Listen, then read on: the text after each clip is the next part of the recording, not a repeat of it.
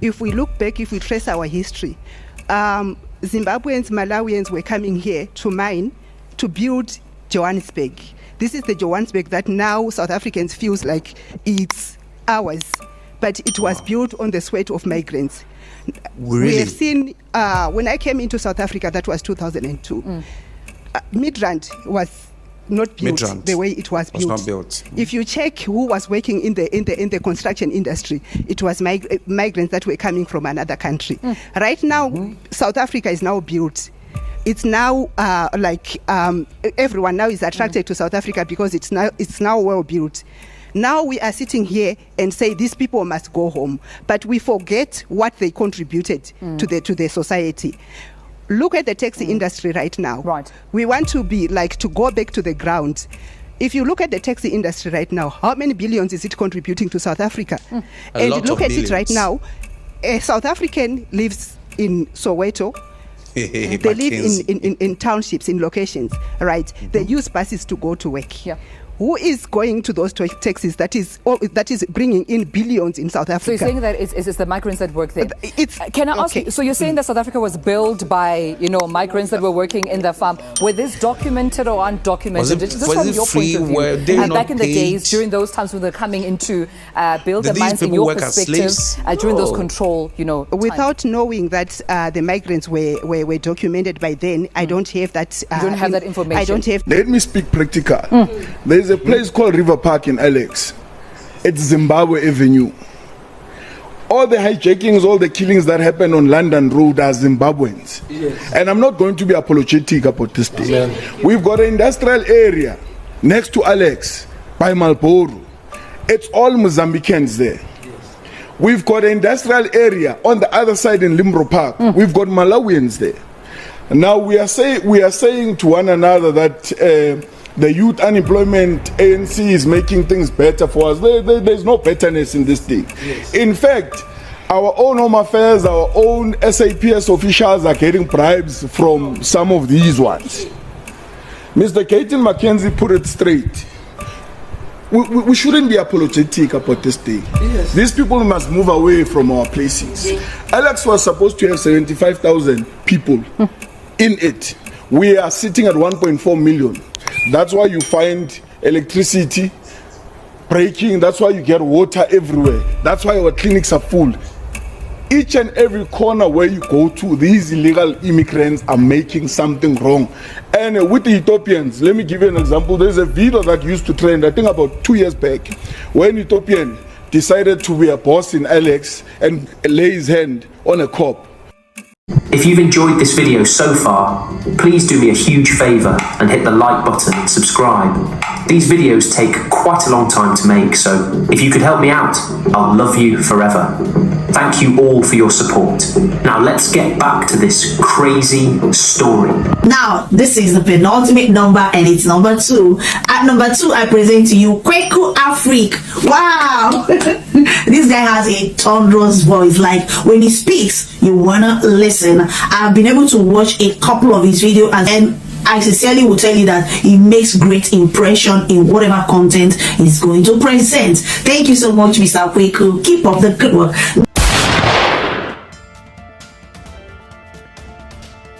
So this video is making rounds on social media, especially on TikTok. Now, this video is practically about foreigners expressing their opinion of how they build South Africa, especially Johannesburg.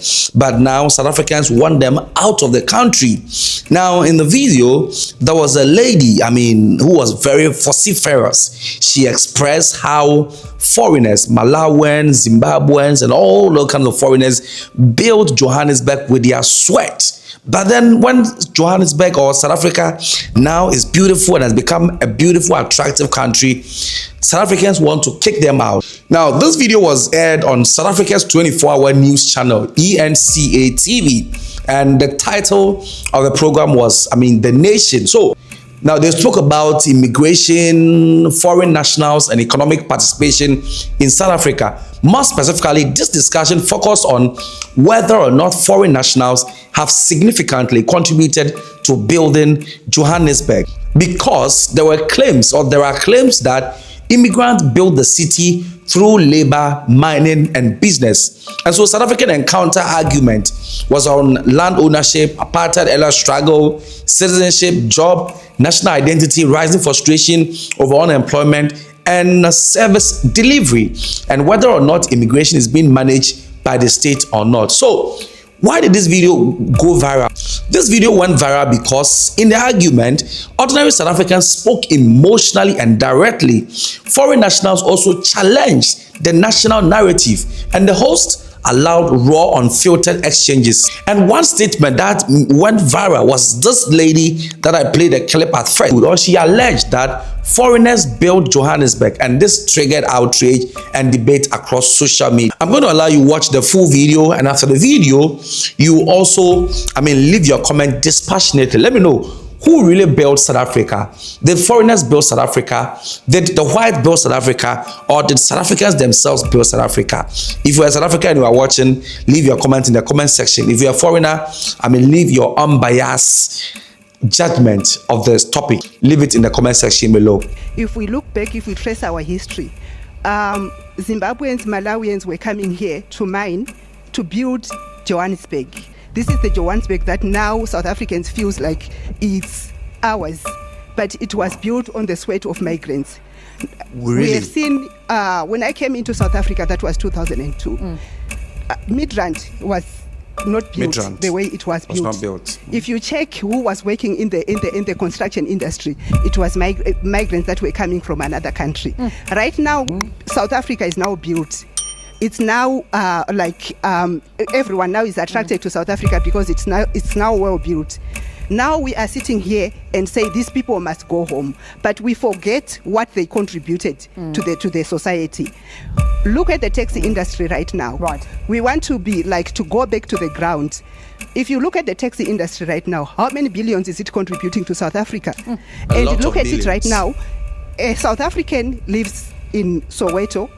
They live in townships, in locations, right? They use buses to go to work. Yeah.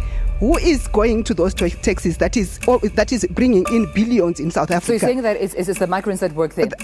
Can I ask okay. you, so you're saying that South Africa was built by, migrants that were working in the farm. Were this documented or undocumented? Was it from your point of view? Back in the days, during those times when they're coming into build the mines, in your perspective, during those control, Without knowing that the migrants were documented by then, I don't have that. You don't have that information? I don't have. Let me speak practical.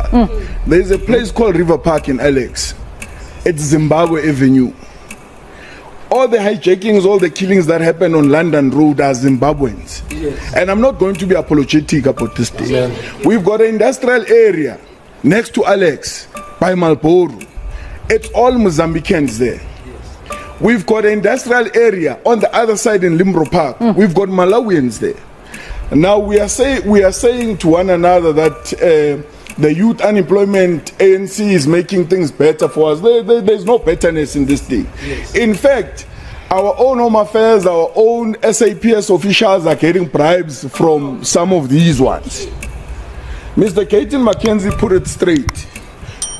We shouldn't be apologetic about this thing. Yes. These people must move away from our places. Yes. Alex was supposed to have 75,000 people in it. We are sitting at 1.4 million. That's why you find electricity breaking. That's why you get water everywhere. That's why our clinics are full. Each and every corner where you go to, these illegal immigrants are making something wrong.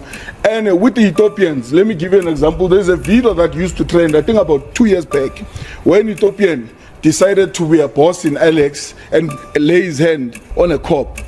Go to Ethiopia and do that thing now and see what will happen. I am a Rwandan refugee since 1998. I come here, when you come from Rwanda with a fly, you can spend for 4 hours. But me, I spend 4 good years. Really? 4 good years, 4 years to come to this country via feed. So there is something you don't realize here. So in this country, there's something you have that no one have it around the globe, around the entire planet. What is it, sir? You have a freedom. Yes. You have a freedom. That's the freedom. I'm talking about South Africa as a whole. And when I'm saying South Africa, I'm including myself because I'm 25 years here. 25 years in the country? Since 1988. I'm a refugee, qualified refugee. So when we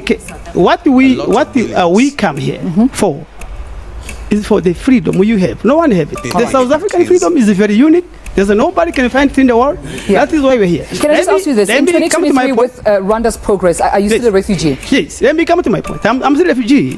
Let me come to the point I want to make here. I'm happy because I'm addressing the Home Affairs here. Let us have a module or moderate ECOWAS or East African Community where I come from. When you see, I was asking her name, her surname and your name is related to Lesotho and Botswana and everything. Right. So you come from there is your brothers and sisters. When I see Mutlongo, I see Ngobe, all are Zimbabweans. Me, I'm a Mkiza from Rwanda. So we are moved to. We are all moved to from the River Congo to Cape Town to entire Cameroon, South Africa. Therefore, if ANC as a ruling party want to legalize so-called refugee and immigration, which I disagree with, if he's a Zimbabwean, let his ID be as a passport to South Africa. So when he came, South Africa must create a system all right. You can't go into Saudi Arabia where Mecca is if you are Muslim from Yemen because there's rules, rightly so in Saudi Arabia. We cannot be made to feel guilty for our rules. These people must go home. This gentleman says to me now, you said you're going to switch off the oxygen. I am going to switch off the oxygen. I'm going to build the wall when I'm in power. I'm going to switch off the oxygen because during COVID, our people could not access oxygen while you guys were getting nice oxygen there. When I'm a leader here, I will build the wall. I will mass deport you guys. You guys are the worst we have here. Zimbabweans are bad, but not as bad as you Nigerians. I'm Patrick Mukhalusi, known as enemy of illegal immigrants from Operation Dodola Civil Rights. So the lack of political will is what we see now. And then remember, people are treating us as if we are a capital city of Africa or Asia. So Gayton is right when say you can't talk of illegal you can't talk of free borderless Africa if you are in Zimbabwe. We are pro-Africa, but Africa cannot be seen illegally uniting in South Africa only. We need to see that happening also in Zimbabwe, in Nigeria as well. Yeah. So now they come here. Gayton is right. They come here. They marrying the marriages that are in contravention of Section 15(3) of our Constitution.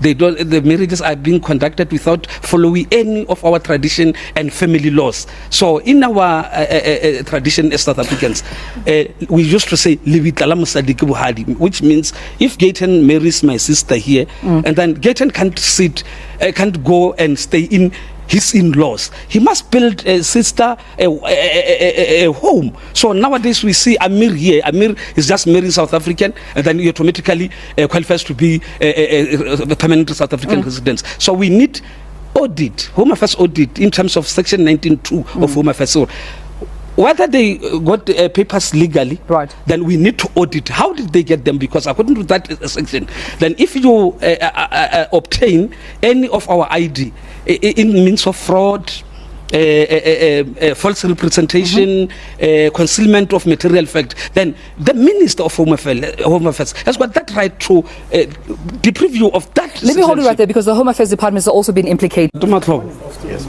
We are not here to beg.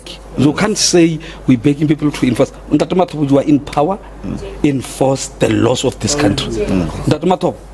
We want Section 13(2) of Refugees Act. Go build refugee camps. The way you say, build refugee camps next to our borders. The purpose of that is to study these people. What kind of people are coming into our country? Some of them are mercenaries. Then they are stronger than our police. You understand what we say? We also demand an Section 19(2) citizenship audit. you audit all these people, whether they do have permanent resident status in South Africa. We want it as early as 1994. Let them go. They will come one by one. Then we will call them if we want them. You understand? So let me know, if you're a South African, if you're a foreigner, dispassionately, who built South Africa? Did foreigners build South Africa? Leave your comment in the comment section. It's a wrap for today.